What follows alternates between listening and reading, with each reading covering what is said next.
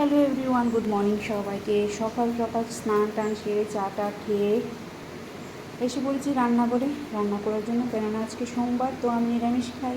তো আজকে কী কী রান্না করছি সবটাই তোমাদের সাথে শেয়ার করব, তো কেউ স্কিপ করবে না, পুরোটা ব্লগ দেখতে থাকো।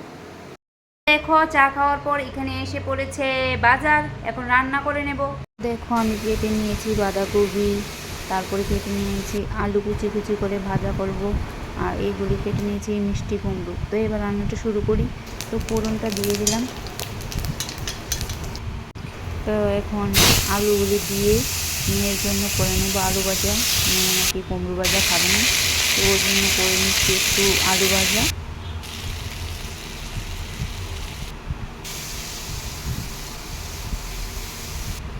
অন্যদিকে দেখো, আলু ভাজা হয়ে গেছে। ফাইনালি দেখো, এখানে আলু ভাজা হয়ে গেছে।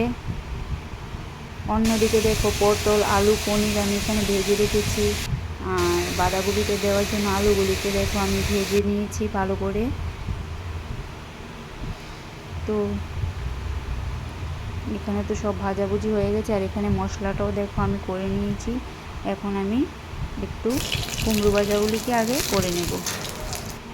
তো দেখো, এখানে আমি মিষ্টি কুমড়োগুলিকে ভেজে নিচ্ছি। এদিকে দেখো, কুমড়ো ভাজা হয়ে গেছে, এবার নামিয়ে নেব। ফাইনালি আমার মিষ্টি কুমড়ো হয়ে গেছে, এবার ফোড়ন দিয়ে দিচ্ছি। এবার রান্না করে নেব আমি পনিরের ঝোল। তো সব মশলা দিয়ে দেখো, মশলাটাকে ভালোভাবে ভেজে নিয়েছি।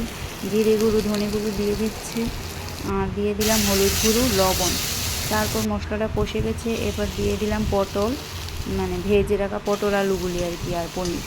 তো ভেজে এবার ঝোল দিয়ে, ঝোলটা ফোটার পর এই দেখো গরম মশলা দিয়ে এবার আমি নামিয়ে নেব পনিরের ঝোল। তারপর দিয়ে দিচ্ছি, সেম প্রসেসে সবগুলি রান্না করে নিচ্ছি, কেননা নিরামিষ রান্নার প্রসেস একই থাকে। তো এখানে আমি অল্প অল্প করে সব বাঁধাকপিগুলি দিয়ে দিলাম। আজকে আমি বেশি সিদ্ধ করলাম না, ডাইরেক্ট রান্না করে নিলাম।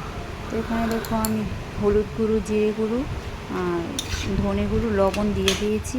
দিয়ে এবার ভেজে রাখা আলুগুলিও এর মধ্যে দিয়ে দেব।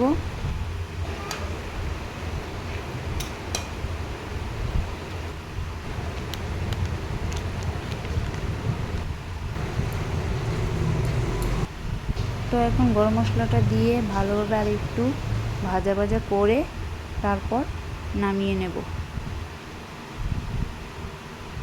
তো দেখো ফাইনালি রেডি। তো আজকে কী কী রান্না করলাম, বাঁধাকপি, এখানে আছে মিষ্টি কুমড়ো ভাজি, আলু ভাজি, পটল আলু পনিরের ঝোল, আর আছে বাঁধাকপি আর শসা আর লেবু।